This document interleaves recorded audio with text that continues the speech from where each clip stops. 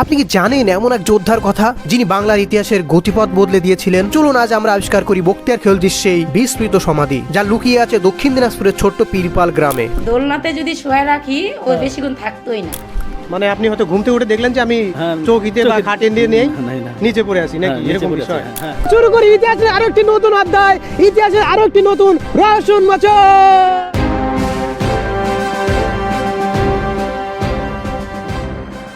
Good afternoon guys and welcome back to the channel. বন্ধুরা, আজকের আলোচ্য বিষয় যেহেতু বখতিয়ার খিলজির সমাধিকে কেন্দ্র করে, তো সেটা তো আপনাদের আমি দেখাবই। তার আগে এর লোকেশন যেটা বা আপনারা কিভাবে সেখানে পৌঁছাবেন সেই বিষয়টা যদি বলি, এটার লোকেশন হলো ভারতের পশ্চিমবঙ্গ রাজ্যের দক্ষিণ দিনাজপুর জেলার গঙ্গারামপুর থানার নারায়ণপুর মৌজায় পীরপাল গ্রামে, পীরপাল নামে যে গ্রামটি রয়েছে সেখানেই রয়েছে বখতিয়ার খিলজির সমাধি। আর সেখানে পৌঁছানোর সবচেয়ে সহজ রাস্তা যেটা, সেটা হলো এই রাস্তা। আমি এখন বর্তমানে যে রাস্তায় রয়েছি এটাই সেই সবচেয়ে সহজ রাস্তা। আর এই জায়গাটার নাম কালীতলা।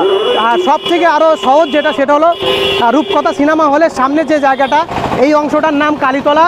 এইখানে কিন্তু 512 নম্বর জাতীয় সড়ক যেটা রয়েছে, 512 নম্বর জাতীয় সড়কের সাথেই রয়েছে এই জায়গাটা। এখানে কিন্তু সব গাড়ি এসে দাঁড়ায়, এমনকি স্টেট পাবলিক সব বাস দাঁড়ায়। আর পেছনে যে রাস্তাটি, আমি যে রাস্তা দিয়ে আসলাম সেই রাস্তা দিয়ে আমাদের যেতে হবে। আর পেছনে এটাই রয়েছে কালীতলা ব্রিজ। কালীতলা ব্রিজ পার করে রয়েছে গঙ্গারামপুর শহর। আর সাইড দিয়ে যে এই রাস্তায় ঢুকে গেছে, এই রাস্তা দিয়েই আমাদের সেই গ্রামে পৌঁছাতে হবে। এই রাস্তা দিয়ে গিয়ে কোথায় আপনাদের আরও একটি নতুন অন্য সাইডের রাস্তা ধরতে হবে সেটা আমি একদম সেই স্পটে গিয়ে বলছি। চলুন।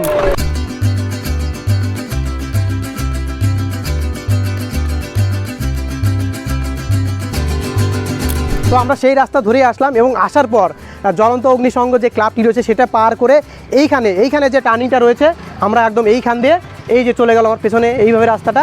তো এই রাস্তা ধরেই সেই পীরপাল। চলুন। এবং পীরপাল যেতে হলে আমাদের একটি ছোট্ট নদী পার করতে হয়, সেটার নাম ব্রাহ্মণী পুনর্ভবা নদীর শাখা নদী। আর সবচেয়ে ভালো বিষয় যেটা, এইখানে কিন্তু আর আগে কোনো দিন ব্রিজ বা কালভার্ট কিছু ছিল না, এবং ব্রিজ বানানোর কিন্তু কাজ অলরেডি শুরু হয়ে গেছে। আশা করি কয়েক বছরের মধ্যে এটা কমপ্লিট হবে। তারপরে কিন্তু আমরা যেখান থেকে আসলে কিন্তু আমরা আরামসে সেই পীরপালে দূরের যে গ্রামটি রয়েছে সেই পীরপাল গ্রামে পৌঁছাতে পারবেন। দক্ষিণ দিনাজপুরের গঙ্গারামপুরের কাছে পীরপাল গ্রামে অবস্থিত বখতিয়ার খিলজির সমাধি ইতিহাসের এক অনন্য নিদর্শন। এটি সহজেই রাস্তাতে পৌঁছানো যায় এবং গঙ্গারামপুর থেকে খুব কাছেই অবস্থিত। আসুন আপনাদের পথ দেখাই।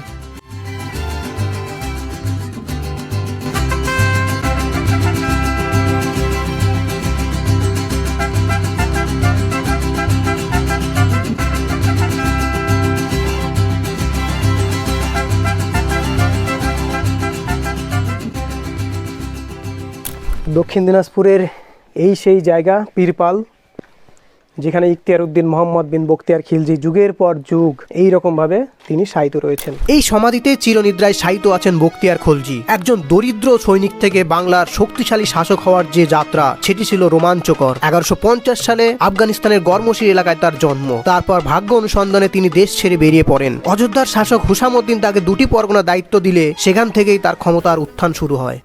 ভেতরে কিন্তু একটি ছমছমের মতো বিষয় আছে। আর আজকের আমার স্পেশাল গেস্ট হিসেবে রয়েছে দেবুকে নিয়ে আসছি আজকে। 1201 সালে মাত্র 2000 সৈন্য নিয়ে তিনি বিহার আক্রমণ করেন। বখতিয়ার নালন্দা, অদন্তপুরীর মতো বিখ্যাত শিক্ষা প্রতিষ্ঠান ধ্বংস করে তিনি তার দুঃসাহসিকতার প্রমাণ করেন। বাংলায় প্রবেশের সময় তার সঙ্গ ছিল মাত্র 17 জন সৈনিক। তৎকালীন সেন বংশের শেষ রাজা লক্ষণ সেনকে বিনা যুদ্ধে পরাস্ত করে তিনি নদিয়া জয় করেন এবং গৌড়ে তার রাজধানী স্থাপন করেন। এবং গৌড় জয়ের পর তিনি উত্তরবঙ্গ বা বরেন্দ্রর দিকে অগ্রসর হন। এবং তখনই মনে করা হয় দেবীকোট নগরীর রাজধানী বানগড়ে তিনি কিছুকাল অবস্থান করেন এবং সেখান থেকেই রাজ্য পরিচালনা করতেন। আর সেখান থেকেই তিব্বতের উদ্দেশ্যে তিব্বত আক্রমণের উদ্দেশ্য ছিল তুর্কিস্তানের সঙ্গে সরাসরি সংযোগ স্থাপন। কিন্তু প্রাকৃতিক দুর্যোগ এবং তীব্র যুদ্ধের কারণে তার সেনাবাহিনী প্রায় ধ্বংস হয়ে যায়। ফেরার পথে তার সেনাবাহিনীর অনেকেই মারা যান। এই বিপর্যয়ের ফলে বখতিয়ার মানসিকভাবে ভেঙে পড়েন এবং 1206 সালে শয্যাশায়ী অবস্থায় মৃত্যুবরণ করেন। কিন্তু ঐতিহাসিক মিনহাজ উদ্দিন তার রচিত তাবাকাত-ই-নাসিরি গ্রন্থে উল্লেখ করেছেন আলী মর্দান কর্তৃক ছুরি আঘাতে বখতিয়ার খিলজির মৃত্যু হয়। তবে এটি যে বখতিয়ার খিলজির সমাধি, এই নিয়েও কিন্তু বিতর্ক শুরু হয়ে যায়। কারণ 1807 খ্রিস্টাব্দে বিহার ও উত্তরবঙ্গে জরিপ কার্যে আসা স্যার বুকানন হ্যামিল্টন তার বিবরণ অনুযায়ী জানান পাশে একটি প্রাচীর বিশিষ্ট বারোদুয়ারি ছিল এবং সেখানে তিনি একটি কবর দেখতে পান। সেই কবরটিকেই বখতিয়ার খিলজির কবর বলে দাবি করেন, যেটি আজ ধ্বংসপ্রাপ্ত। কিন্তু সেই ধ্বংসপ্রাপ্তের নিদর্শনগুলি পাশে দেখা যায়, এমনকি এখানে মাটি খুঁড়তে গিয়ে কিছু স্তম্ভ বেরিয়ে গেছে, সেগুলোও দেখা যায়। সেগুলো আমি বাইরে গিয়ে দেখাবো অবশ্য। আর এই টিকে থাকা সৌধটিকে তিনি বখতিয়ারের সহচর পীর বাহাউদ্দিনের বলে দাবি করেন। কিন্তু বাইরের নাম ফলকে হ্যামিল্টনের বিবরণকে প্রত্যাখ্যান করা হয়েছে এবং সেখানে দাবি করা রয়েছে কিন্তু এটি সেই বখতিয়ার খিলজির সমাধি। আর বাইরের যেসব আশেপাশে যেসব ধ্বংসাবশেষ বা নিদর্শন দেখা যাচ্ছে সেগুলো যদি আপনাদের দেখাই, এই সাইডে কিছু কালো পাথর দ্বারা বেষ্টিত রয়েছে, এই সাইডে রয়েছে, এমনকি ওই সাইডটায় আপনাদের নিয়ে যাচ্ছি যেখানে সব থেকে বেশি দেখা যায়। যেমন এই যে এখান থেকে দেখুন, এই সমগ্র অংশটুকুই কিন্তু সেই বড় বড় কালো পাথর দিয়ে তৈরি হয়ে আছে। আর পাশেই রয়েছে একটি বড় পুকুর বা দিঘি। এইটাকে এই সাইডটা আপনারা দেখুন, এই যে দেখুন কালো পাথর দিয়ে কিন্তু বাঁধানো রয়েছে। কালের নিয়মে, প্রকৃতির নিয়মে আসছে এই পাথরগুলো সব নষ্ট হয়ে যাচ্ছে, ধসে যাচ্ছে, বিভিন্নভাবে সরে যাচ্ছে। এবার আপনাদের একটু নিচে নিয়ে আসলাম, এইখান দিয়ে দেখুন কত পাথর সাজানো। এই জায়গাটা দেখে কিন্তু ঘাটের মতন হচ্ছে না? ঘাটের মতোই লাগছে, কারণ এই দুই সাইডে পাথর বাঁধানো ছিল, ওখান থেকে সিঁড়ির মতো ছিল, সাজানো ছিল। এই যে এখান থেকে দেখুন আপনারা, এই সাইড দিয়ে রয়েছে। আর হ্যাঁ, এখন সব পাথর এলোমেলো অবস্থায় পড়ে আছে। এখন আমি আপনাদের নিয়ে যাব সেই জায়গাটায় যেখান থেকে মাটি খুঁড়তে গিয়ে কিছু মাটির নিচ থেকে কিছু স্তম্ভ বা নিদর্শন বেরিয়ে গেছে। দেবু ওদিক চল। তো এই সেই জায়গা। আর এই জায়গার এই পাশেই দেখুন, এইখানে একটি অনেক পুরনো ইটের তৈরি বাড়িও দেখা যাচ্ছে। আর এইখানে একটু একটু উঁচু জায়গা আছে, ঢিবির মতো। এইখানে কিছু নিদর্শন পাওয়া যায়, কিছু জিনিস দেখা যায়। যেমন এই যে এটা দেখুন, দেবু এটা দেখ, হ্যাঁ দেখ কত বড়, দেখ স্তম্ভটা দেখ শুধু কত বড়, যার দৈর্ঘ্য প্রস্থ কতখানি। এখানে এরকম একটি স্তম্ভ বেরিয়ে গেছে। আশেপাশে আরও হয়তো আছে, একটু খোঁজা যাক, চল আমরা আরও খুঁজে দেখি আশেপাশে কোনো নিদর্শন দেখা যায় কিনা। এখানে কিছু পাথর রয়েছে, এই যে দেখুন এখানে কিছু বেরিয়ে আছে পাথর। এবং এই ইটের গঠন থেকে কিন্তু মনে হচ্ছে এটি প্রাচীরের অংশ। আর এখান থেকে কিছু পাথর বেরিয়ে আছে, এই যে এখান থেকে অনেক শুধু ইট আর ইট। আর উপরে যেখান থেকেই মাটি ধসে গেছে বা খোঁড়া হয়েছে সেখান থেকেই শুধু খালি ইট আর ইট, ইটের প্রাচীর, ইট দিয়ে ভর্তি। এই দেখুন, এই যে দেখুন, এইটা দেখুন, এখানে ইটের গাঁথনি রয়েছে। একটা প্রাসাদের মতো ছিল সম্ভবত। কোনটা এটা? এই জায়গাটা এই পুরো কিন্তু প্রাসাদের মতো বলছিস তো, প্রাসাদ, হ্যাঁ রাজপ্রাসাদের মতো বলছিস তো। কিন্তু হ্যামিল্টন আবার যে বলেছিল পাশে একটি বারুদুয়ারি টাইপের কিছু ছিল। হ্যাঁ ওরকমই কিছু আর কি। আর পাশে বলতে তো এইটাই দেখা যাচ্ছে। আমার কাছে মনে হচ্ছে এটা একটা বিরাট বড় একটা রাজপ্রাসাদের মতো একটা। চল খুঁজি দেখি আরও এদিকে কিছু আছে নাকি। আমরা সেই একদম ওই টিলার উপর উঠে গেছি। আর এখন জঙ্গলে ভরে গেছে, পরিচর্যার অভাবে কেই বা করবে এগুলো জিনিস। হ্যাঁ, এগুলো নিয়ে আর কিছু করার নেই তেমন। ওই যে ওখানে একটা পাথর দেখাচ্ছে, ওটা ক্যামেরায় দেখা যাবে না। হ্যাঁ, আমরা একদম এই টিলার উপরে উঠে আছি। আর পুরো জঙ্গল দিয়ে ভরে গেছে। ওই সাইডটা আর গেলাম না, ওইখান দিয়ে একদমই জঙ্গলে ভর্তি। তো এইটুকু জায়গার মধ্যে যেগুলো নিদর্শন দেখা যাচ্ছে সেগুলো আপনাদের দেখালাম। এবার নিচে চলুন। তো বন্ধুরা, এই ছিল বখতিয়ার খিলজির সমাধি এবং আশেপাশের ঐতিহাসিক নিদর্শন। আর এখানে কিন্তু এইখানে একটা দাদা রয়েছে। আচ্ছা দাদা, এখানে একটা পূজা বা মেলার মতো হয় না? হ্যাঁ। কি মাসে হয় ওটা? বৈশাখ মাসে। বৈশাখ মাসে। বৈশাখ মাসে কি সপ্তাহে হয়? প্রত্যেক বৃহস্পতিবার। প্রত্যেক বৃহস্পতিবার। এক মাসে। আচ্ছা, মানে এইখানে এই সমাধিকে কেন্দ্র করেই একটা মেলা বা পূজা হয় বৈশাখ মাসের প্রতি বৃহস্পতিবার। প্রত্যেক বৈশাখ মাসে প্রত্যেক বৃহস্পতিবারে এই সমাধিকে কেন্দ্র করেই পুরো এক মাস ধরে মেলা চলে। আর এই মেলাতে একটি অবাক করার বিষয় হলো, এইখানে কিন্তু বেশিরভাগ সব হিন্দু মানুষরাই পূজা দিতে আসে, আর সবাই দিতে আসে, কম বেশি সবাই দেয়। আর বেশিরভাগটা হিন্দুই থাকে সব। আর আশেপাশে এই সমগ্র এলাকা কিন্তু সব হিন্দু এলাকা। আর সেখানে পূজা হয়, সব হিন্দুরাই দেয়। আর সবাই আসে, কম বেশি সবাই আসে, কিন্তু বেশিরভাগ সব হিন্দু মানুষরাই এখানে পূজাটা দেয়। আমি কিন্তু এক বছর এখানে এসেছিলাম, আমি নিজে এসে এই সব মেলা বা এখানে যাত্রা যে হয়, খুব সুন্দর যাত্রা হয়, যাত্রাপালা হয়, সেসব জিনিস দেখে গেছি। খুব সুন্দর একটা গ্রামের একটা সুন্দর একটা মেলা হয়, ছোট্ট করে একটা মেলা হয়, খুব সুন্দর লাগে। আর বন্ধুরা, সবচেয়ে অবাক করার বিষয় হলো, এইখানে যিনি শায়িত অবস্থায় আছেন, বখতিয়ার খিলজি হোক বা পীর বাহাউদ্দিন হোক, উনি যে মাটিতে শায়িত অবস্থায় আছেন, ওই কারণে এই গ্রামের প্রতিটা বাড়িতে আজও কিন্তু মানুষরা সেই মাটিতেই শুয়ে থাকেন। বলা ভালো তারা কাঠের তৈরি খাট বা চৌকিতে ঘুমান না। তো আমি চাইবো সেসব বাড়িতে আপনাদের নিয়ে যেতে, দেখবো তারা মাটিতে অ্যাকচুয়ালি কোথায় শয়, কীভাবে শয়। ও ওইদিকে সব মাটিতে ঘুমায় না? আচ্ছা আচ্ছা, ওই যে ওই পাড়াটাতে। ঠিক আছে, ধন্যবাদ, যাই তাহলে। আচ্ছা ঠিক আছে, যাচ্ছিলাম একজন বয়োজ্যেষ্ঠ মানুষের সঙ্গে দেখা, তো জেঠুর বয়সে একজনকে পেলাম। শোনা যায় এই পাড়াতে মানুষরা এখনও মানে কাঠের তৈরিতে চৌকি বা খাটে শয় না। শয় না? না, কিসের জন্য? ওটা অনেক দিনকার কথা। ওই বলে পীর থাকতে দেয় না, পীর থাকতে দেয় না, থাকতে দেয় না। যদি ওখানে শোয়, হুম, ওই যদি ঘুমায়, হ্যাঁ, পরে হ্যাঁ। দেখবে যে মাটিতে শুয়ে আছে, নাহলে কিছু রোগ টোগ হবে, আচ্ছা আচ্ছা হয়ে যায় এরকম দুর্ঘটনা, নাহলে কেনে করে না। হ্যাঁ? আচ্ছা, হ্যাঁ এই যে এখন তো দাবি না এলে ছেলেগুলো বিয়ে করে না। এখন হ্যাঁ। শ্বশুর মশাই এমনিতে দে, না চাইলো খাটটা দিতে হবে, হ্যাঁ, হ্যাঁ। সাইকেল মোটরটা দিতে হবে। হ্যাঁ, হ্যাঁ, এখন আমরাই বলি হুম, ছেলে বিয়ে দিলে যে সব কিছু নিবো কিন্তু খাট নিব না, ও খাট শুনতে পারি না, খাট নিব না। মানে এই গ্রামের যেহেতু কেউ খাটে ঘুমাতে পারে না, তো বিয়ে শাদী সময় কেউ নিজেরাই বলে দেয় যে আমাদের খাট দরকার নেই, আমাদের খাট নেব না।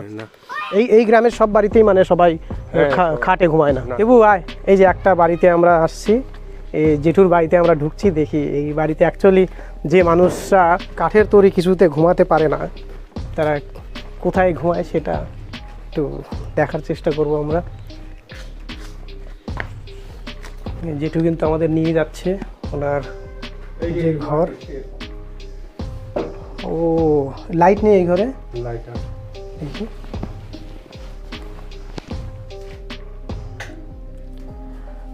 এই হচ্ছে ব্যাপার। আয় দেবু দেখ, এই যে মানে এইভাবেই এই পাড়ার মানুষরা ঘুমায়। মানে এই বাড়িতে পাকা করা হয়েছে প্রত্যেক বাড়িতে এরকম, না এরকম। মাটির পাকা, না হলে মাটির। আচ্ছা আচ্ছা আচ্ছা, মানে প্রতিটা কাঠের তৈরি কোনো খাট বা না, না, না। চৌকি ব্যবহার করা হয়? সম্পূর্ণটাই কিন্তু পাকা করা, মানে খাটের মতোই তৈরি। আর সেটা এখন এ ঝুঁকবে না, টকবে না, ঝুঁকবে না টকবে না একদম। ধরা যাবে না আর কি। হ্যাঁ হ্যাঁ এই পাশ থেকে ওই পাশ নিয়ে যাবো, সেটা হবে না। হ্যাঁ, এই ঘরেও দেখো, এই ঘরে প্রত্যেকটাতে এই ঘরেও আছে, এই ঘরেও দেখাচ্ছে যেটুকু। এই যে দেখুন, এই ঘরেও সেম ওরকমভাবেই বানানো, মানে পাকা করা। মানে আজ এটা যেহেতু পাকা বাড়ি, আর পাকা বাড়ির জন্যই এরকম মানে খাটের মতো পাকা বাড়ির জন্য পাকা। আর যেটা মাটির বাড়িতে রয়েছে সেই মাটির বাড়িতে আবার ওই মাটির দিয়েই তৈরি করা। এই হচ্ছে বিষয়। দেখ আমাদের যেটু কিন্তু সব কিছু দেখালো। এই ঘরেও রয়েছে, ওই ঘরেও রয়েছে। এই ঘরের লাইটটা বন্ধ করে দিন, চলছে। তো এই হচ্ছে বিষয়, আপনারা দেখলেন এই গ্রামের মানুষরা সত্যি করেই সেই কাঠের তৈরি খাট বা চৌকিতে ঘুমায় না। প্রত্যেক বৃহস্পতিবার, যেটা বৃহস্পতিবার পাবে বৈশাখ মাসে, তো বাংলার বৈশাখ মাসে যে কয়টা বৃহস্পতিবার পড়বে সেই বৃহস্পতিবারেই মেলা বসে। আর যাত্রাপালাও মনে হয় না? হ্যাঁ হয়, ওটা পীরের গান হয়, পীরের গান। ও ওই যাত্রাপালায় শুধু পীরের গানগুলোই হয়? হ্যাঁ, পীরের গান, পীরের যাত্রা আছে না, হুম হুম হুম। পীরের তো নাটক ফাটক আছে, ওগুলো হয়, ও এমনি যাত্রা হয় না। আচ্ছা, ওই তো মানে ওই পীরকে উদ্দেশ্য করে যেসব গান যাত্রা আছে সেগুলোই হয়। সেটাই হয়। এই যে দেখুন, এই দিদিটিও ওনার ঘর দেখাচ্ছে, এইখানেও একদম সেই ওই খাটের মতোই করা। উপরে তোষক আছে গদির মতো করা, মানে সমগ্রটাই দেখুন একদম, যেহেতু পাকা বাড়ি তো ওই জন্যই এটা পাকা করা। আর মাটির বাড়িতে মাটি ছিল আগে। আচ্ছা যাও, আগে এটা মাটির ছিল? না, আমাদের আগে ওই সাইডে রুম ছিল, হ্যাঁ হ্যাঁ হ্যাঁ, ওই লম্বা করে গোটাটা ও। বড় বড় রুম ছিল, মাটির ছিল। ওখানে মাটির ছিল। হ্যাঁ। আর এটা যেহেতু পাকা করা হয়েছে জন্য পাকা বানানো। এই ঘরে আবার আলাদা করেছি, এই ঘরে আলাদা, ওটা ডিজাইন একটু আলাদা করেছি, এটা ডিজাইন একটু আলাদা। ওয়াও কি সুন্দর। এইটা দেখুন, যারা মানছে না তারা একটু অনেক রকম পরিস্থিতির মধ্যে পড়ছে, ও আর আচ্ছা যারা আচ্ছা। মানছে তো তারা ভালোই। এই যে এখানে যত কয়টি চেয়ার দেখছেন সবই কিন্তু প্লাস্টিকের, কিন্তু মানে বসি খুব কমই বসি, সেরকম বসি না। সেরকম বসা হয় না? না না না না, ও, সেরকম বসি না, আমরা খুবই কমই বসি, প্রয়োজনে লোকজন আসলে বসতে দেই। যখন আমি আমার মেয়ে হলো, আচ্ছা মেয়ে হওয়ার পর মেয়ের দোলনা নেওয়ার কথা ছিল, তো দোলনা নেওয়া নিয়ে অনেক আপত্তি করেছিল বাড়ির লোক, নিতে দিবে না। তারপরে আমি পীর নিলাম, অনেক কথা সবাইকে বলে মানিয়ে নিয়ে পীর বাবাকে এক রাত থাকতে বলেছিলাম, পীর বাবাকে মানত করে নিয়েছিলাম। ও নিয়ে তো মেয়েটাকে রাখতাম, তো মেয়েটা মানে ওই দোলনার থেকে বিছানায় বেশি ভালো থাকতো। ও দোলনাতে যদি শোয়া রাখি ও বেশিক্ষণ থাকতোই না, মাটিতেই বেশি ভালো থাকতো আর কি। মাটির চৌকিতে যে ছিল আমাদের ওখানে তসক টসক পাতা ছিল মাটিরও, নিচে প্লাস্টিক পেপার দিতাম আমরা, কারণ ওই পোকার অত্যাচার ছিল। ও মাটির থাকলে মানে ওই পোকা থাকবে। মাটিতে থাকার সময় সে ভালোভাবে থাকতে পারতো। হ্যাঁ হ্যাঁ হ্যাঁ হ্যাঁ। আর ওই দোলনাতে থাকতে পারতো না। তারপর ছেলে হলো, ছেলের ইয়েতেও দোলনা নিলাম 10 বছর পরে ছেলে হয়েছে, তারপরে দোলনা নিলাম। দোলনা নিয়েও ছেলেও এখানে সেরকম আর কি শুতে পারিনি। তো আপনাদের পাকা বাড়ি দেখালাম, এবার মাটির যে বাড়ি, মাটিতে যারা যেভাবে শুয়ে থাকে তারা কি অবস্থায় শুয়ে থাকে সেটা দেখাচ্ছি। যেমন আমরা এই বাড়িটাতে আসলাম, এই বাড়িটাতে আমরা আসলাম, তো এই বাড়িতে তারা কিভাবে শোয় এটা একজন দাদা। আচ্ছা আচ্ছা চলেন, এই যে দাদা নিয়ে যাচ্ছে আমাদের ওনার ঘর দেখাতে। এইখানে তারা কিভাবে ঘুমায় সেটা আপনাদের দেখাচ্ছি, চলেন। এই দেখুন,